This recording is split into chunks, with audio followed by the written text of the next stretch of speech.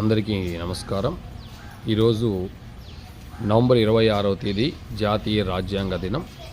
మరి భారతదేశం స్వతంత్రం వచ్చిన తర్వాత నవంబర్ 26, 1949లో రాజ్యాంగం రచించడం పూర్తయింది. ఈ సంఘటన జరిగి 2024 నాటికి 75 సంవత్సరాలు పూర్తయింది. 2015కు ముందు నవంబర్ 26ని జాతీయ న్యాయ దినం అని పిలిచేవాళ్ళు.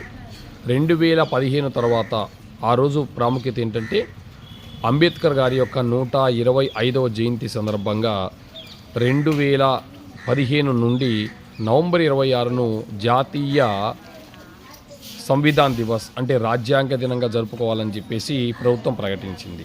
సో కాబట్టి గతంలో నవంబర్ 26ను జాతీయ న్యాయ దినం అనేవాళ్ళు. ప్రస్తుతం మాత్రం మనం నవంబర్ 26వ తేదీని జాతీయ రాజ్యాంగ దినము అంటున్నాం. నేటితో 75 వసంతాలు పూర్తయినాయి. ఇందులో ఉన్న